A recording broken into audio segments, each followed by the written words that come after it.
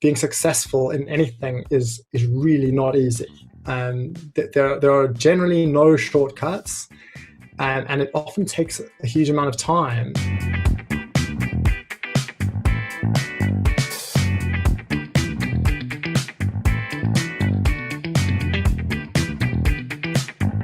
My name is Jason Dupree. I'm the co-founder and chief executive of a company called Privitar. We protect sensitive data for large organizations to enable them to use that data to extract insight and make decisions. As the CEO of a startup or growing scale-up company, my role is constantly evolving. When I started the company, it was just me.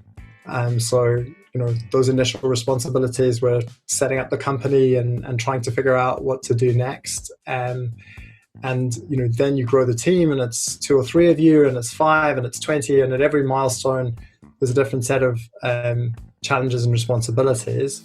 Today, we're about 200 people, and we have our headquarters in London. We have offices in Boston and New York in the United States. We have an office in Singapore. So it's become a global business. Still very early stage in a way, but a global business.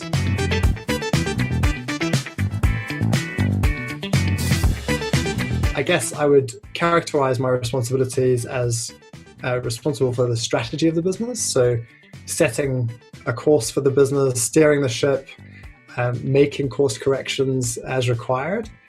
So strategy. The second piece is culture. So really enforcing the values and the cultural norms in the organization. What's it like to work in the company?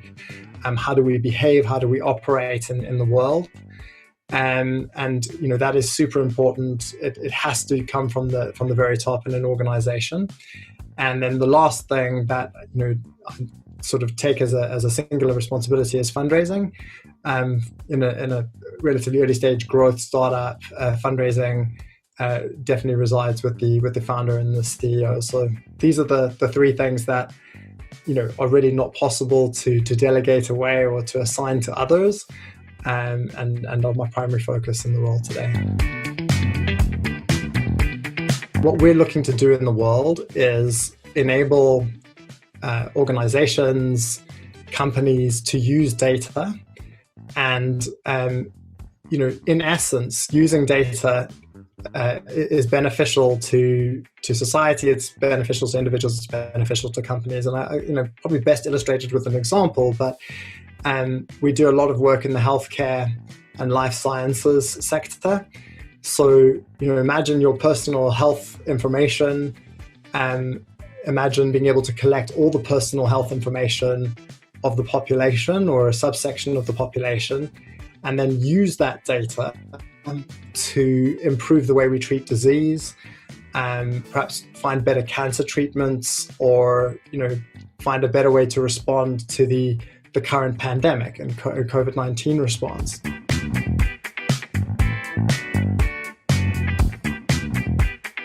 Being successful in anything is really not easy.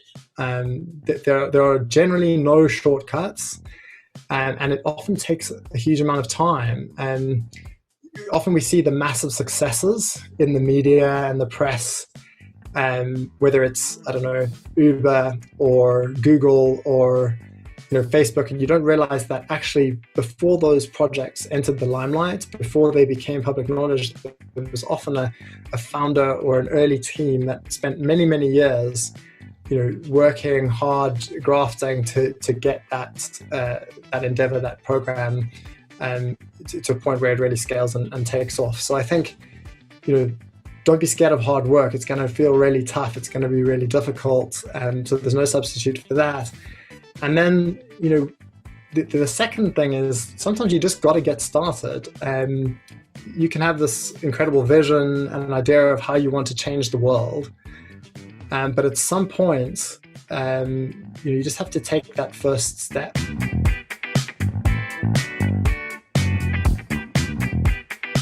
I think that I was fortunate. I had a very sort of a very, very fortunate upbringing. Went to a great school, had a very balanced education, played a lot of sport, and had access to some great people through that time.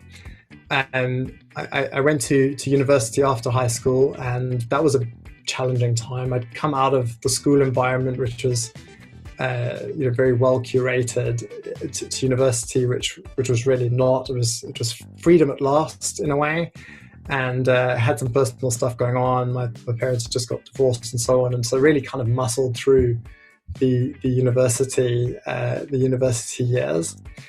And I think what I've learned since then is, there's no substitute for being informed, and there's just such a wealth of information available to us today.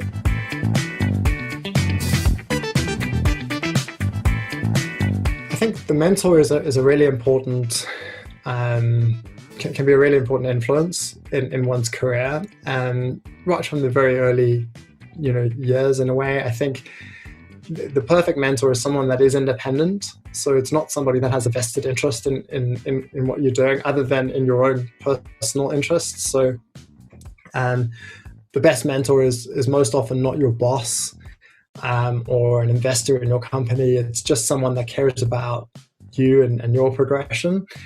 And finding the mentor, it's not a straightforward exercise, because the most important thing is chemistry, really, and you need to find someone that you get on with and that you can be open and honest with, and so on. And I think the key there is to try and figure out what it is that you're looking for, and then just be brave and just ask.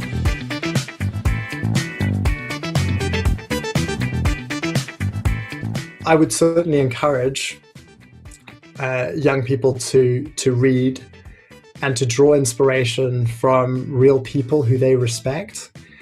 I'm not a huge fan of business books or books targeted at how to be an entrepreneur or how to run a business or anything like that.